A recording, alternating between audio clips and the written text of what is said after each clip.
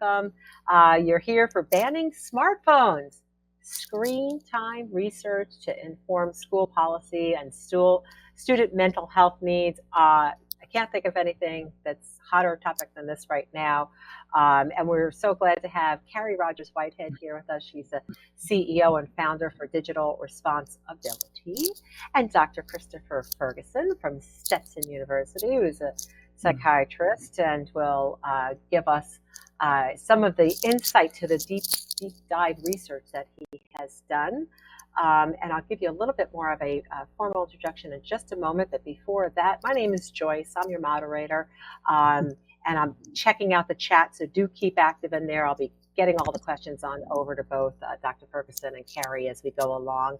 Here's a little bit about our two speakers today. Carrie Rogers-Whitehead, as I said, is the founder and CEO for Digital Respons-Ability. Carrie, everybody can kind of read your little bio here, and they'll know that you're a former librarian and all the great things that you've done within digital citizenship. But is there anything that people don't know about you that they couldn't just Google? Well, if you haven't met me, you won't know that I'm very tall. I'm 6 foot. Not good at sports, though. I was most improved in basketball when I was a kid, like 2 years in a row. So you know what that means. But I am very tall, and I love to give you a big handshake and a hug because I'm originally from the South. So I'm glad to have you all here. There you go. We couldn't Google that. And Dr. Chris Ferguson, professor of psychology at Stetson and a licensed psychologist. I think I misspoke before and said psychiatrist. I apologize. But he's been researching and teaching us from gaming to screen time. You could see a little bit more of his bio there. Chris, I'm going to ask you the same question. Is there anything about you that people couldn't Google? Oh, well, now that Carrie bragged about how tall she is, I can say I'm the opposite. I'm about 5'5", so she would tower over me.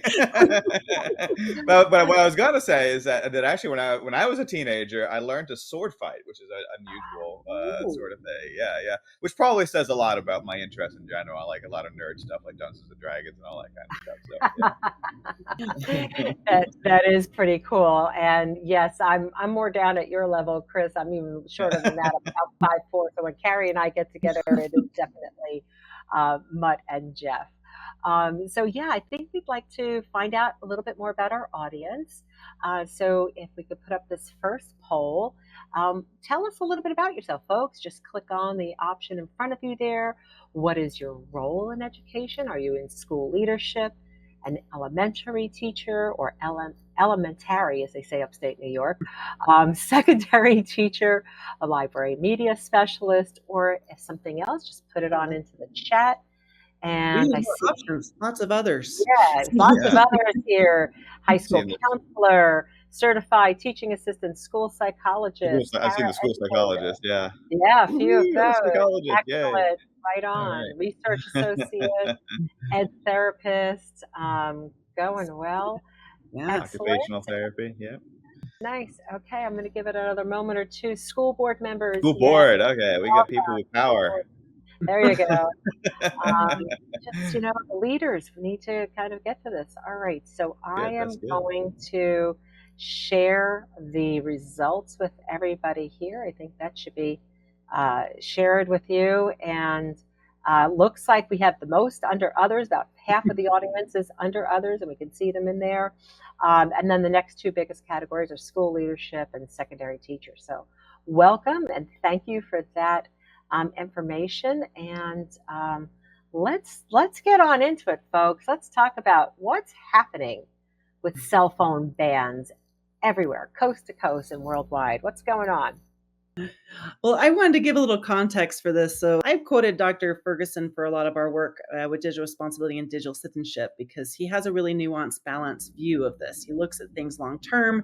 He looks at larger macro trends. And you're going to be hearing about that today for the bulk of the presentation about this type of research. And I've contacted him because we're seeing it. You're seeing it all over the place. Sometimes there's larger restrictions, lesser restrictions. We're going to hear from you what you're seeing in your organization later too. But what we want to know, what's going on? What's the impetus behind some of this? What is leading to this and what is happening also on a larger scale in terms of screen time research and the big picture. So Dr. Ferguson is going to share the big picture with you, and we're excited to hear from you as well on cell phone bans. So I'm going to hand it to you, Dr. Ferguson. I'll join in later. We'll talk a little bit more about practice. How can we take these ideas to practice? And excited to dive in. All right, awesome. Well, yeah, thanks everybody for spending an afternoon with me. You probably are just getting off a long day at work, so I appreciate spending some time here, and I'm excited to talk about this. And what I'm hoping to do basically is to kind of quickly, I know we don't have a lot of time, and there's actually a lot of information, so I'm trying to get through maybe a lot of data kind of quickly. So I'm going to do the best I can to make it coherent.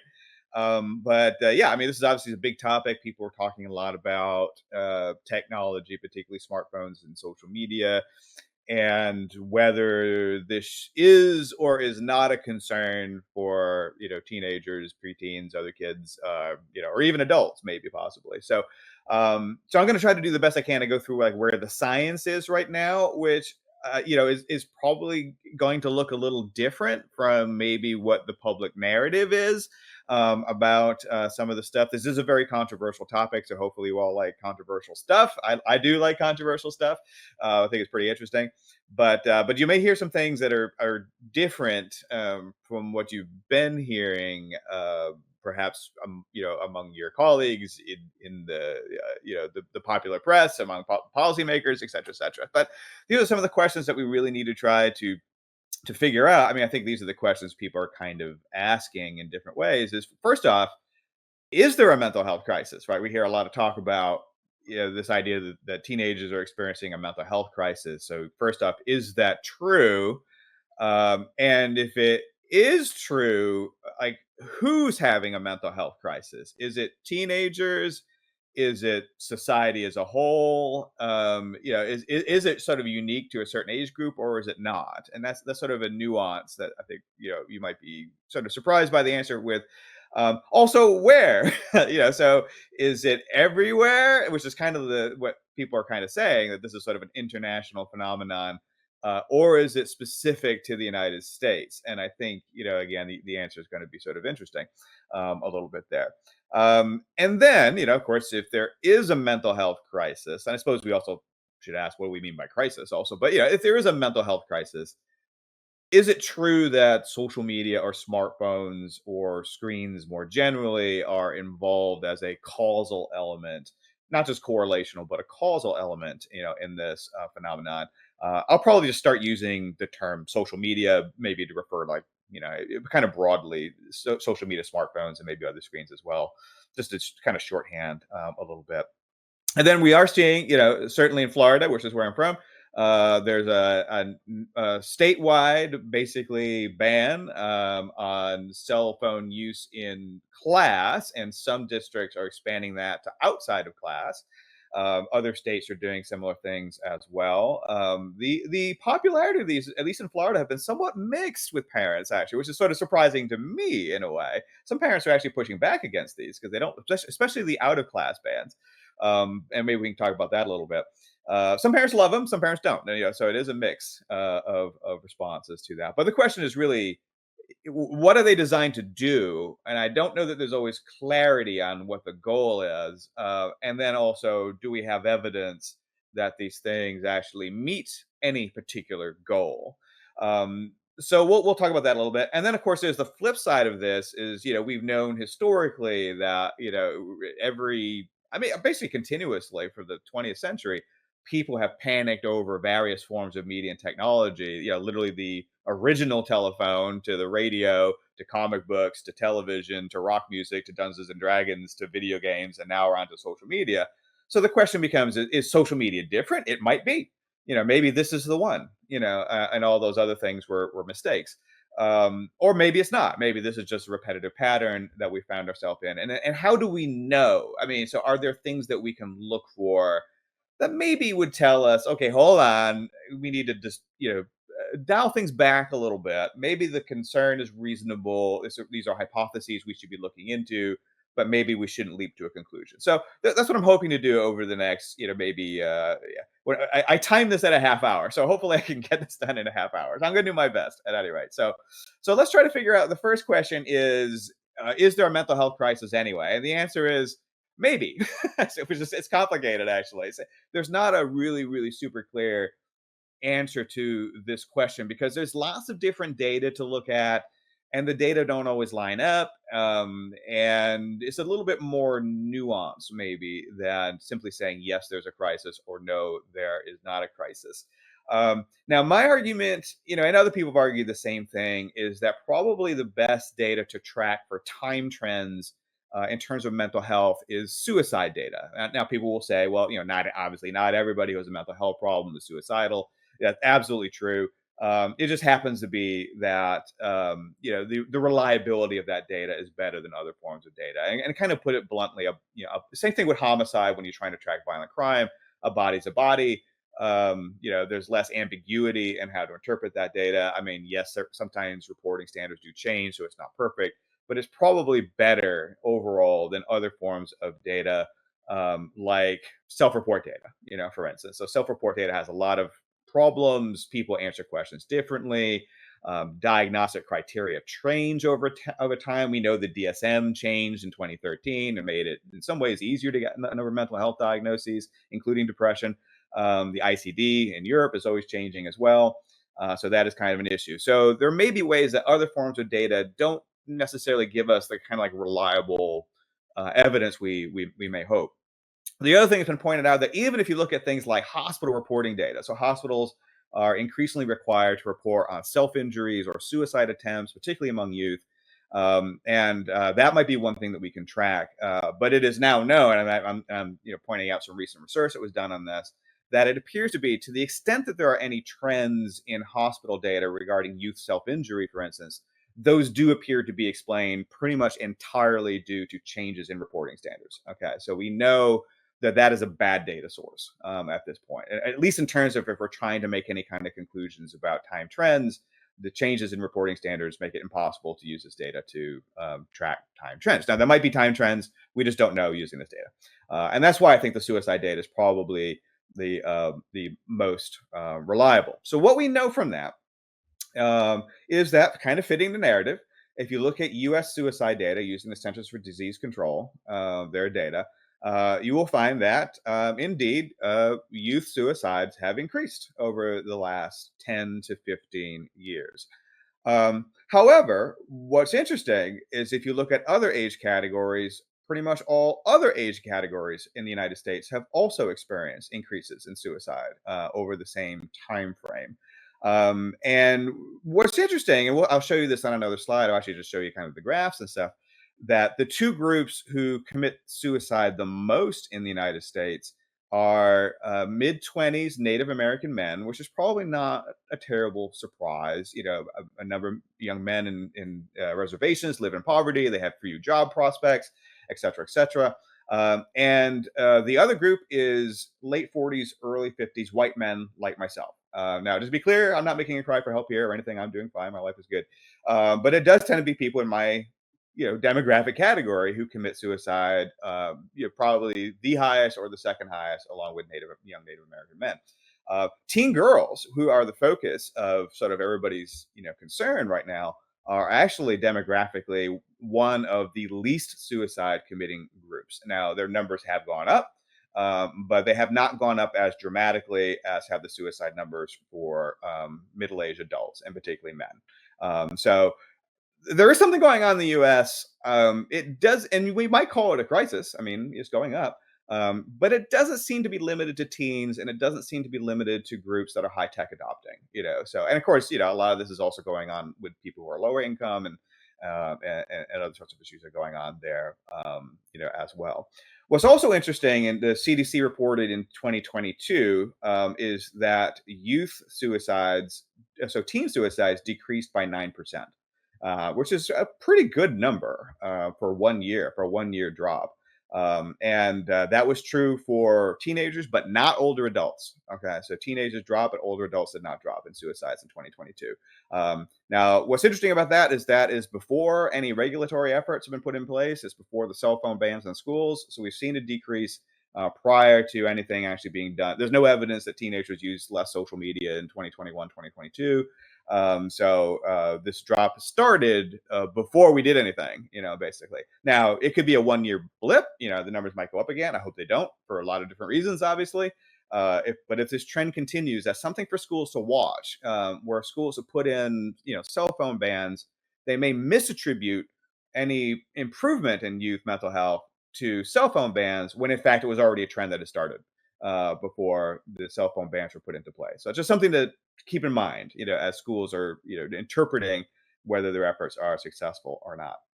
In other countries like the United Kingdom and in Europe, we do not see evidence for an increase in youth suicide. So we don't see the same trend in other countries. So this does seem to be something specific that's happening in the United States.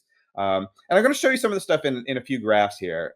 So what we have here is basically just telling you the same numbers I just gave you, basically in visual format. That we have, to the left there, comparison between 2003 and 2020, the per capita rate of teen girls committing suicide. So you can see that increase. But you can see that increase that people are talking about, but you can also see how just generally low teen girl suicide is compared to other groups.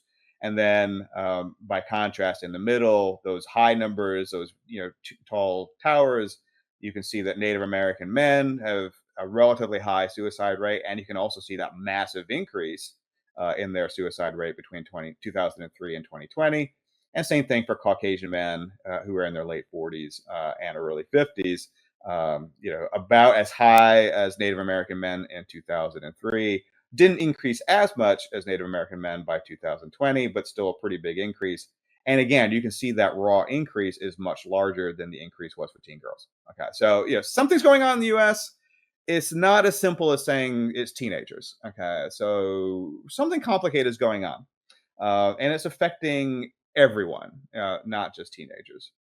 If we look at, again, the numbers in Europe, I know this is a pretty messy graph, but this is basically the per capita youth suicide rate across European countries. We see lots of ups and downs, so different countries, different years, the rates go up and down, that kind of stuff. But overall, and the U.S. rate is mixed in here as well. I think this one is the U.S. The little blue one sort of towards the top is the U.S. rate to compare it to the other ones. Some countries go up, some countries go down, but across Europe, we're just not seeing a trend. There just is no particular trend. In fact, if you actually combine all European countries together, youth suicide went down a little bit over this time period, not up. Same thing in Anglophone countries. So again, the US is in here along with New Zealand, Australia, Canada, and Ireland. So English-speaking countries. So sometimes people will say, well, maybe these French and Belgians and Spanish, they're weird. Maybe it's something that's specific to Anglophone countries. And again, we're just not seeing it in Anglophone countries. There's just no particular trend in Anglophone countries for youth suicides. For whatever reason, New Zealand has a relatively high youth suicide rate. I don't know what's going on in New Zealand necessarily, but there's no particular trend that a particular set of years stood out among other years. In fact, it went up, it went down, went up, went down, and went up. That green line is the New Zealand rate. So it's just kind of all over the place. So again, other countries we're just not seeing like this narrative about like teens and mental health and suicide. It's just not fitting these other countries, which is important because these other countries are also high tech adopting. These are countries where kids have smartphones, they're on social media, they're doing all the same things that our kids are doing, and they're just not showing the same pattern as we're seeing in the United States. So that's what I mean when we sort of like talking about this idea that is there a mental health crisis? Yeah, I'm on board with that idea in general. But it seems to be in the U.S. only, and it doesn't seem to be limited to teens. So it's something that's happening across all age categories. And what we've seen is some other data using the CDC. So Mike Males has looked at that. That's an individual's last name. I know it looks like boys. So Mike Males has analyzed some of the CDC data, and what he finds is that when this is self-report data, so these are youth who are reporting suicidal depression and things like that. What he finds is that appears to be related mainly to what the CDC calls adverse childhood events. So it's basically parents who are abusing their kids, parents who are neglectful of their kids, parents who are in prison, parents who have drug problems, or families where the parents have committed suicide. So youth that have experienced things like that show a much higher rate. Like, if any of you know statistics, the odds ratios are like 8 and 9 and that kind. So like 8 or 9 time higher rate when he looks at the data for things like social media use or other screen use. He just doesn't see any real correlation between those things. What it appears to be happening is that there's some kind of intergenerational issue in terms of mental health, that the kids who have the worst mental health are coming from families that have the worst mental health, and that things that are going on for parents seem to be trickling down to some of their kids. And of course, kids who are more marginalized, who are LGBT kids, that kind of stuff, may be particularly at risk for some of these bad outcomes.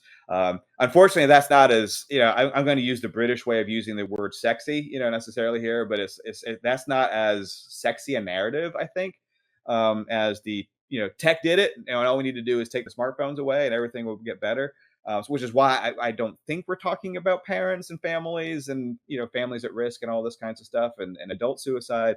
But I think the data is really pointing towards that being a key issue much more than social media use. But let's get into some more data. The other thing sometimes people ask was, well, if it isn't the smartphones, what could be doing it? What else correlates, over time with youth suicide rates? So what I've got here is just a couple of different examples of other things that correlate with. Now, I picked on teen girls here. So this is the per capita, the blue bars are the per capita U.S. girl suicide rate over time. The yellow or orange line is other things. So in this case, this is a graph looking at the adult suicide rate. So this is the age of these girls' parents.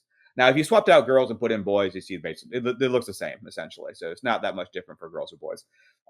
And what you can see here is a very strong correlation between the teen girl suicide rate and the suicide rate of adults. And I'm telling this, I forget exactly what the correlation is, but it's like a 0.8 to 0.9, something like that. Way higher than almost anything we ever see in social science. Very, very strong correlation rate. Now, again, you might say, correlation doesn't equal causation. Absolutely true. Analyzing this with time series designs, which basically say, well, what about like the adult suicide rate in year 2003? Does that predict teen suicide in 2004? You still see strong correlations, which suggests that there is a kind of a predictive relationship between adult suicide and later teen suicide, which, yeah, again, it's still correlational, but it gives us a little bit more oomph behind some of that data. Another one is income inequality. So it turns out that the economy matters. as income equality has gotten worse in the United States, teen girl suicide has gone up. And again, it's not too hard to figure out why. Again, I'm making a causal attribution. I'm being a little bit naughty. But if, this is just correlational, but if we were to hypothesize about some possible cause, obviously income inequality puts pressure, particularly on lower income families, and that can cause some problems that could trickle down to their teenagers and such. Another one is fatherlessness. It turns out fathers kind of matter, and not having a father is predictive of a lot of negative outcomes, both for girls and boys, including suicides. The correlation is not quite as strong here as with some of the other things, but it's still like a 0.6, 0.7 correlation. And this is just, just 3 different examples.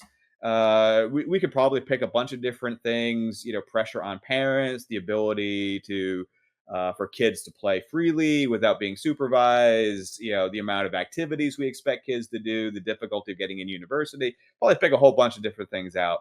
Then the point being is, again, we need a more sophisticated analysis of a lot of things that are going on in society. Not just pick one and then decide that's the one and go, well, I can't see anything else. Well, there are lots of other things that it could be. And with this caveat, again, this is correlational data thus far. I think we need to more broadly look at some of these other possible explanations for what's going on, particularly if those are things that could impact families broadly, not just the kids. All right. So we do have experiments also of this stuff. So I'm going to briefly talk about some of this experimental data. The experiments, I'm going to just be upfront with you and say I don't think they're very good for the most part. And so their ability to really sort of answer the questions that we're interested in are pretty limited. And what we want to know, right, is basically, does reducing social media time result in an improvement in people's mental health? Okay, pretty straightforward. The problem with this is the studies that have been done are pretty straightforward, right? They usually take mostly college students, so that's a problem first off. But they take young adults and they randomize them into two groups. And one group of young adults, they ask to reduce their social media time, or eliminate their social media time, and the other group, they don't. They let them just keep using social media as normal. The problem with that design is a pretty straightforward one, which means, and of course, what happens is after a certain amount of time, they ask these people, well, how do you feel about your mental health, in one way or another. The problem with those designs is that the hypothesis is pretty obvious to the participants, that are in these studies. Once you get asked to reduce your Facebook time, say, and then a week later they say, how do you feel about your mental health? You have less anxiety? The people can guess what the hypothesis is. And what we know is that when people can guess the hypothesis of a study, they tend to give results that are in line with the hypothesis. They tend to change their responses. They tend to change their answers, and this is self-report. So they tend to change their behavior to try to give the researcher what they think the researcher wants. And this is a well-known problem throughout psychological and social science. That you really kind of want to try to hide hypotheses from participants if you can. So that is the caveat. Going in these studies, I don't know. I get why people are doing them, and it was a valiant effort, but I'm not sure it really, because of that pretty clear problem. That's the domain characteristics I mentioned in the slide here. I don't know that they're actually very effective at answering the questions that people want to know. That having been said, they also are not very consistent. So there are some studies that suggest that reducing social media time might help. There are some studies that suggest it has no impact whatsoever. And there are some studies that suggest that when people reduce their social media time, they get more anxious or more depressed. So there doesn't seem to be any kind of consistent outcome in these studies. Most of the studies also produce effect sizes that are very, very small, and it's not even sure that we should interpret those as meaningfully different from zero. And again, this is a very common problem throughout social science, particularly when you see studies that are very large. They can produce statistical noise, that can become statistically significant, even though it's noise. It's a problem with big sample studies. It's also a problem with medical studies, by the way, so, and particularly like diet science. That's why they're always saying like I don't know, chocolate's good for you. No, it's bad. No, it's good. No, it's bad. A lot of that comes from like really weak effect sizes that are not reliable. So I'm not even sure that even some of the studies that find statistically significant results, if they should have been interpreted as being hypothesis supportive in either direction, whether they suggest social media reduction is helpful or harmful. That having been said, if you add them all together in a meta-analysis, the overall sort of summary of these studies is basically no different from zero. So there's little evidence from these studies taken at face value. And again, I'm sort of arguing that maybe we shouldn't take them at face value because they have some pretty clear limitations. But even taken at face value, they really should not be interpreted as indicating that there's any evidence that reducing social media time is going to improve people's health. Okay, other than any more than placebo, essentially. Sometimes people do all kinds of crazy things thinking it's going to help them, and they report it helps, but oftentimes that's just placebo effect. So they don't seem to benefit more than placebo. So okay. And then we have, which I think are actually more interesting and maybe more valuable, we do have some studies where we track kids over time. And I think these are higher quality. So I think these are a bit better. Now, they are correlational again, so it does limit our ability to determine causality, which is a limitation. But I think the quality of some of these studies is better than the experiments. And again, we do find some inconsistency. So there are some studies that find small correlations between screen use or social media use and mental health outcomes. There are other studies that find no evidence for effects, and there are some studies that find that the kids who use social media end up looking better than the kids that don't. So it's really hard again to say anything definitive from the evidence pool. My particular read of this is that the studies that are better, meaning that they control for other variables like family environment, pre-existing mental health issues, personality style, like whether the kid's just neurotic. The studies that control for other things better tend to be less likely to find any negative effects for social media or smartphone use. So overall, and again, there have been actually with this, there have been several different meta-analyses that looked at this. And I would say, and I just cited, one that I was involved with, one from another group that's also fairly recently. There have been others going back some years. And generally, I say the meta-analyses all pretty much agree that if you don't control for other variables, you find effects that are very, very, very, very small. If you do control for other variables, the effects are basically zero, in essence. So the argument is really whether the effects are no effects or almost no effects, basically, depending on how much you control for other variables, essentially. So not a lot here really suggesting that this is a main driver, at very least, of youth mental health problems from these studies. Okay, so I kind of bring this all home. A bunch of different data points. What does this all mean?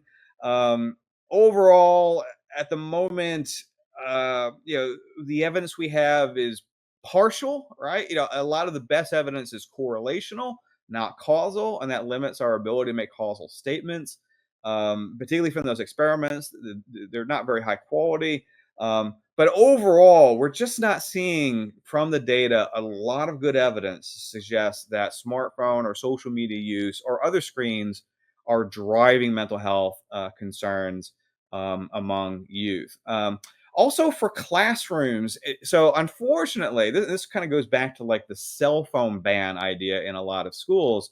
What's interesting about these bans is they're being put in place without any evidence that they're effective or any evidence that they're not effective. In fairness, there really is just not much evidence about whether cell phone bans in schools have any impact or have a good impact or have a bad impact. And so the policy is being put into place before the evidence is there. And as we're going to see, that creates sunk costs, right? Now everybody wants the policy to work. And people will sort of interpret data very selectively because that's what humans do. It's not doesn't mean people are bad. The policymakers, the school administrators, and even the teachers are kind of invested in it now, and that can create a bias. And people try to look for evidence that the thing is effective when it might not be, or it might even be harmful necessarily. What we do know is that, contrary to what people seem to think, that the presence of a smartphone does not appear to impact people's attention or cognition. Now, in fairness, this is based on a meta-analysis by Doug Barry and colleagues from last year. In fairness, again, this is mostly done with college students, so we don't know that this applies to, teenagers or younger children that you all probably are working for. We have no studies that really look at that age group. So this is a qualified thing. But the evidence we have with young adults suggests that having a smartphone around does not appear to affect their attention or cognition. I know that might sound like I'm saying the sky is pink. What seems to be happening is just that people have bad attention. And when people get bored, they look for whatever the hell happens to be around them and they play with that thing. So in my day, I can say, like, when I was, it is a little bit of anecdote, and anecdotes are, not really great evidence, but I'm going to give you one anyway just for fun. When I was a kid, I was a terrible student. I doodled, and I talked to I would sleep in class. I would talk to my friends. I would doodle. I would do anything other than read the book or pay attention to the teacher. So I don't know that that's any different from today, other than what kids are doing today is using the smartphone. So probably what's happening are kids are bored. They use the smartphone because it's there. Taking away the smartphone just leaves them still bored, but not using a smartphone. So I think probably the smartphone is irritating to teachers because it's clear evidence the kids are bored. But I don't know that there's a big change in that from past years. In fact, if you look at things like standardized testing scores for American youth, those numbers haven't changed much since they started, taking those numbers in the 1970s. So they go up and down a little bit every year. And people panic every time it goes down, and everybody ignores it when it goes up. But their numbers really just haven't changed, for the most part. So there's, again, not clear evidence is a big emergency there in terms of standardized test scores and things like that. There are possibly some downsides. I think one that we know pretty clearly at this point, certainly from Florida data, is that cell phone bans are resulting in an increase in suspensions. So some kids, and these are mostly, kids that are, violating the ban multiple times. In fairness, they may be the naughty kids, but they are. So in Orange County, Florida, which is, Orlando, there were 600 suspensions in the first year. that the cell phone ban went into place. Above and beyond. I should say 600 suspensions specifically for cell phones. Not suspensions for other causes. And we know that suspensions are associated with negative outcomes for kids. It reduces their academic performance. It's correlated with adult arrests. Suspensions are generally bad. Now, and I get it. Sometimes some kids are way out of control. I'm not saying we should never use them, but they do bring some downsides as a risk with them. There may be some issues of, teachers are going to be asked to police this and discipline this, and of course, I'll be curious to see what you all think about that. Maybe you're all okay with it. I think as a college professor, I would not want to do this, but you may have a very different view of things, and that's fine. I think, also there's the illusion schools may think they're fixing a problem when they're really not. And that may waste time and resources that may be better put towards other types of services and such. Like I said, there's sunk costs. Once people have sort of staked their reputation on this, it's going to be difficult for them to pull back and admit maybe it didn't work. We see this, and this may make me unpopular with some of you. We see this with DARE programs, for instance. So DARE programs for substance abuse are still used in many schools. We've known 20, 30 years they don't work. In fact, they're actually harmful. The kids that go through DARE programs use more drugs than the kids you just left alone. But a lot of schools, certainly in Florida, still use DARE programs, even though there's no debate. I mean, I don't have any investment in this one way or the other, but the people that research it are very clear that DARE programs are not just useless, they're harmful, and such. And so why do some schools still use them? It's some cost. The police are invested in it. The schools are invested in it. It looks good. It looks like you're doing something, even if the thing is not effective and even harmful. Some students and parents may benefit from smartphones in some ways. I think most of us are sort of, would agree. I get it. It's irritating if the kids are on their smartphone while you're trying to talk to them. Yeah, nobody wants that. There may be other places where, smartphones are helpful. And I think that's why we're seeing some pushback from at least some parents who are getting nervous. Like, I can never contact my kid. What if my kid has an emergency? What if I have an emergency? I can't pick them up. How do, those kind of stuff is kind of going on. Or what if my kid just needs, some support, in the middle of a stressful day or what have you. And I think there may be also, and this may be a lesser issue, because I don't think cell phones are necessary in education by any means, but there may be some missed opportunity. I always kind of think, even with my kids, which are, young adults, that someday if I get less lazy, I'll try to get them to use their smartphones as clickers, so essentially, use them as basically clicker technology. So you can use them in class and stuff. And there may be ways of sort of figuring out, just like how people used to do it with video games a little bit, of trying to figure out how to incorporate the technology productively or constructively in classrooms. If you can't really get away from it, maybe you can at least use it in a productive way. And there may be ways of doing that. And if we're all kind of like panicking over it, like this is going to cause suicide or whatever, that may prevent us from thinking about actual useful ways of using the technology, productively. So the other question we have is, well, how do we know? Well, I don't know. I mean, you may be unconvinced by what I'm saying, and that's fine. This is all part of the fun of these things. Well, how do we know if we're in a moral panic? We know that we've had moral panics over violent video games, over television, over comic books, all this kind of stuff before. Well, how do we know that we've at least gotten out over our skis? Even if maybe there really is an issue here, how do we know that we've lost control of the narrative? That we're no longer looking at data. We're working on feels. This is vibes. Kind of stuff. And these are some of the things you can kind of look for. One is people bragging about restricting, their kids' media use. So it's starting to become more about the parent. I'm such a good parent because I took my kid's cell phone away. Oftentimes parents will do this while bragging on social media, ironically enough. I've never seen a debate about the dangers of technology that took place so much on that technology as with concerns about social media. It's so weird and so ironic.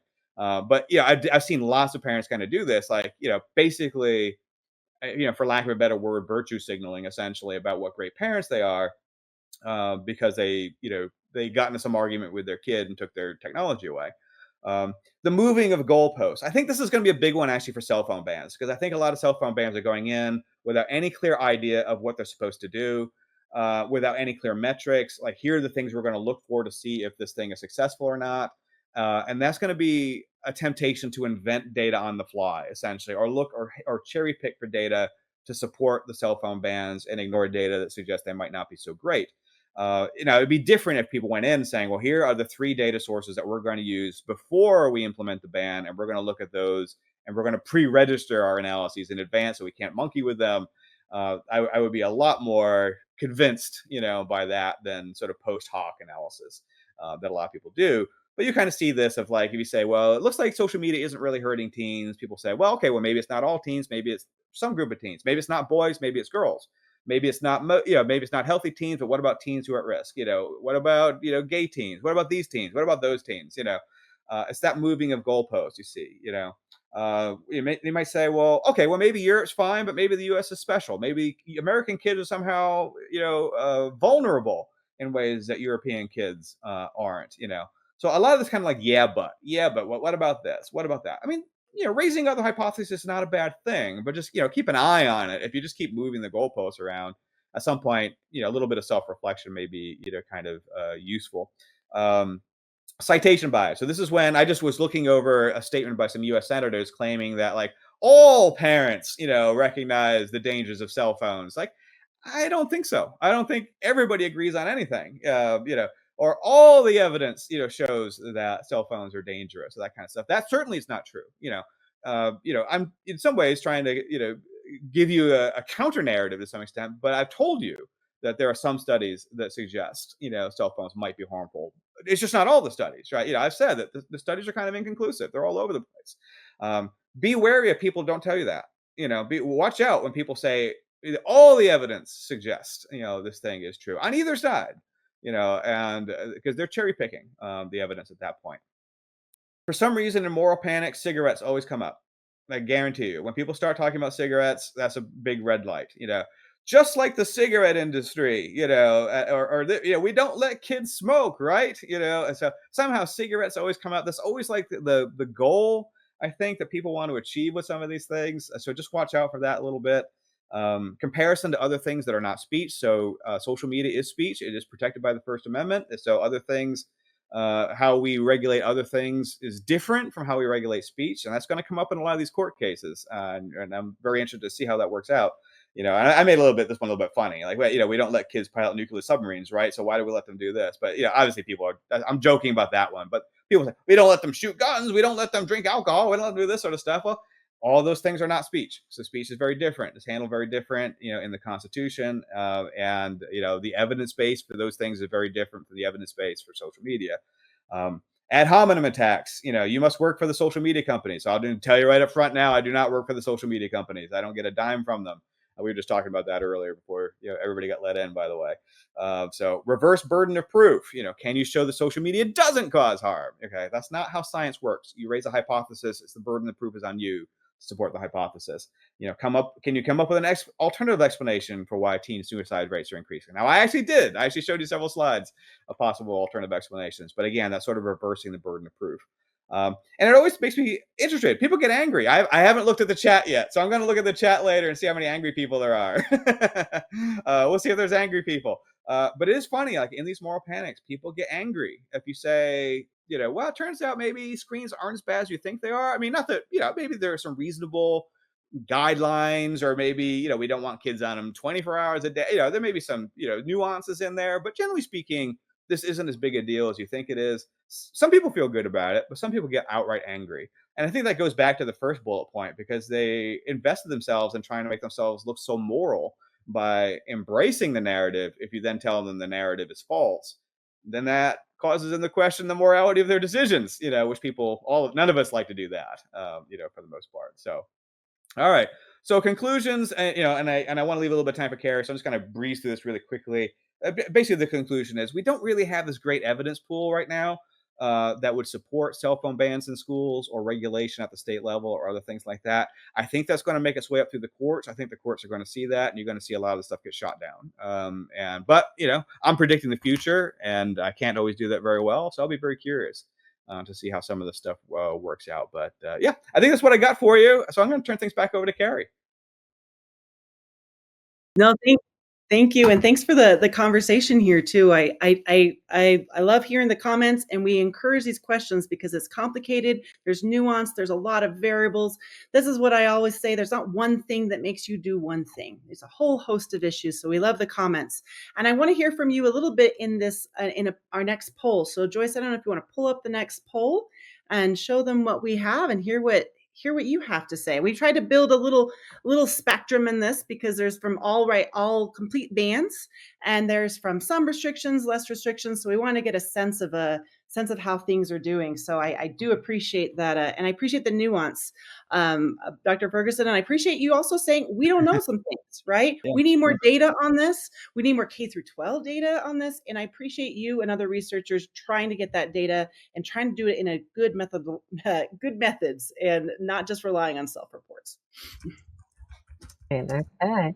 And we've got a lot of responses coming in. Does your school and or district have some sort of restriction on cell phones?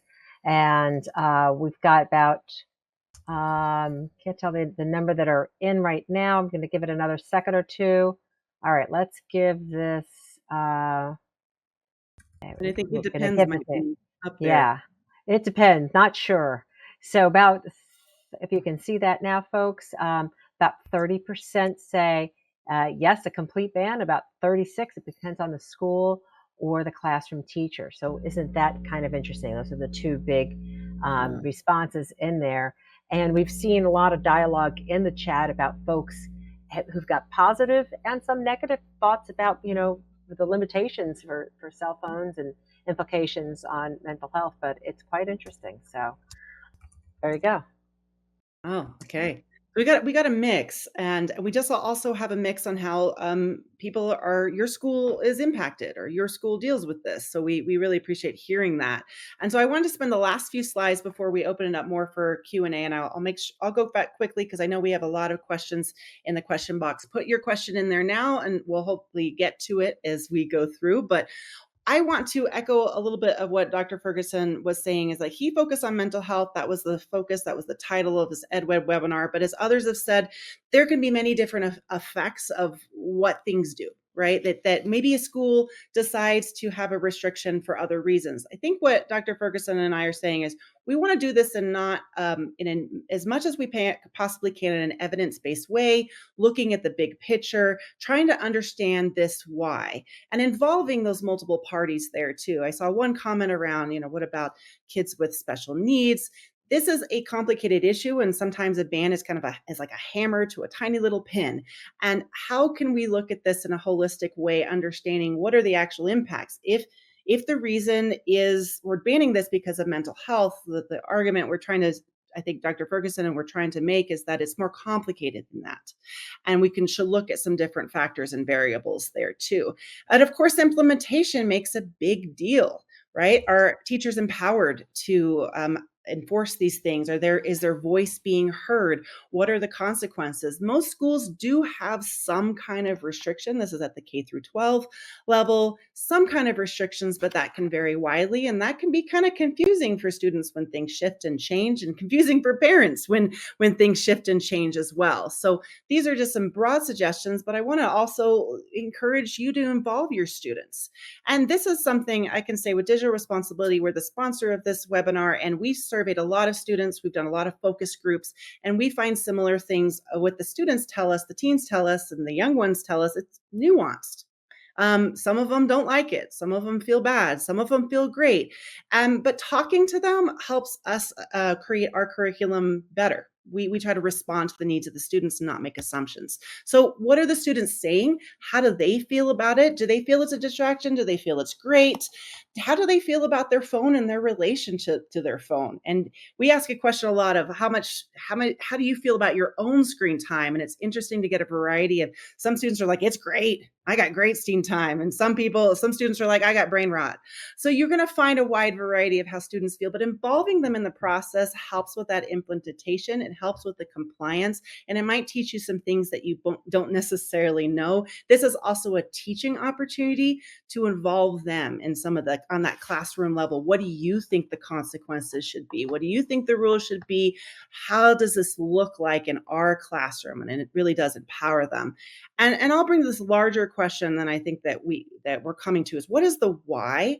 What is the purpose of the policy? Is it just about mental health? Maybe you want to step back and say, okay, well, there's a lot of data that Dr. Ferguson shared that doesn't necessarily reflect that. It's complicated, of course, but what is the why?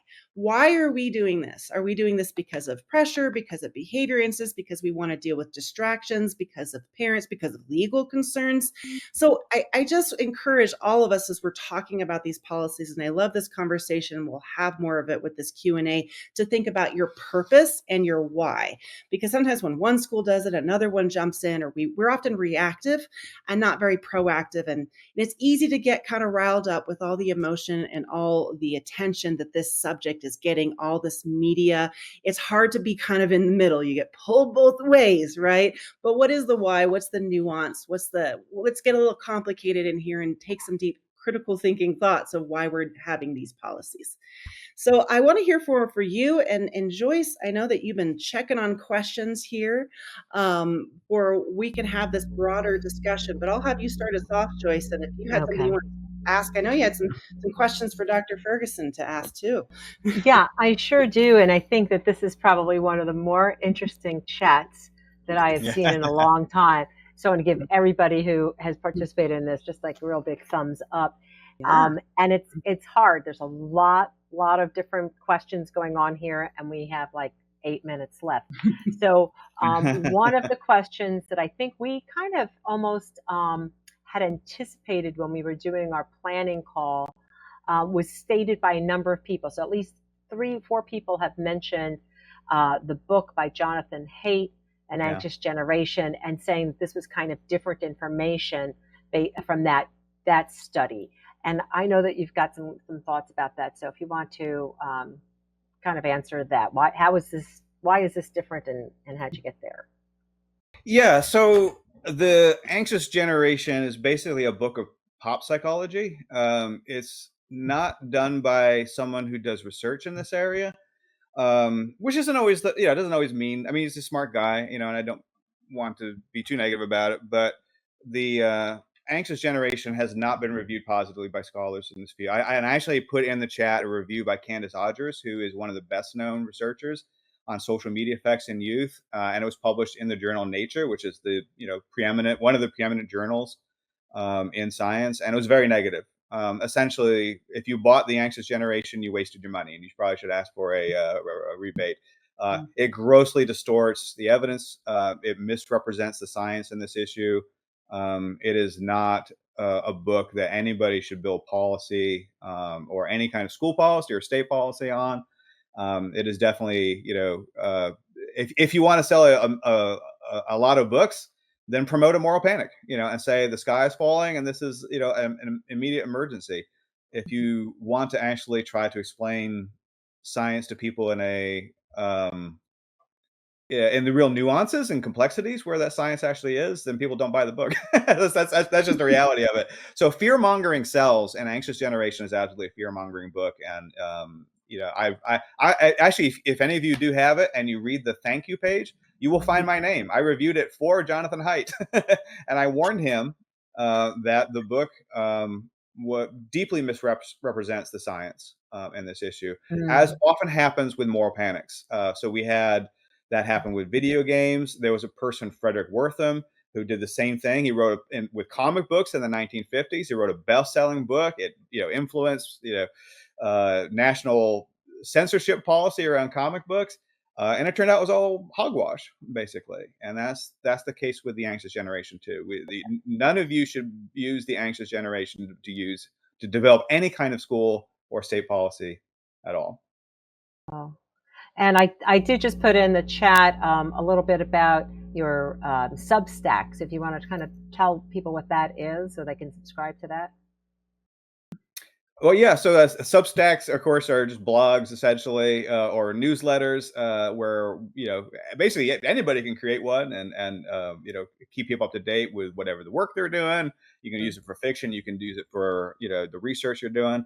Mine is kind of a mix. So I talk a lot about science and social science, particularly a lot about social media effects and other types of technology effects, but just psychology and social science research more generally. I also talk about history and Dungeons and Dragons and video games, and I do a little bit of fiction on there too. So Right. And we love to can have see some of some of you we join see us. some of your books and things here.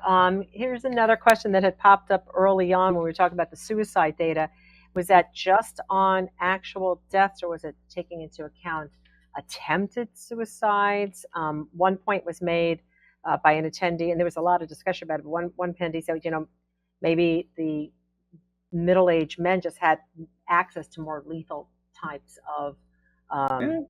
ways to commit suicide versus a teenage girl who might be, It attempting. could be possible. We know in general that men and boys, commit suicide at all age groups more than girls and women. Certainly that is true, and a lot of it does have to come down with the methods they tend to choose. Whether they have Mhm. access more or less, necessarily. But yeah, I mean, so like I said, I mean, the best data we have is on actual successes. The problem with attempts is, yes, hospitals are required to track attempts, but they change reporting standards. Mhm. So to the extent that we have any kind of data over time on attempts, unfortunately, that data is corrupted by changes in reporting standards. So we basically can't use that data Right. to determine if there's any trend or not. So I wish that weren't the case, obviously, but I that's where we're at. know. I know. All right. And I've got another question here for you, Carrie. And here's some information about Carrie's contact information and her new book coming out in April 2025 on technology for littles.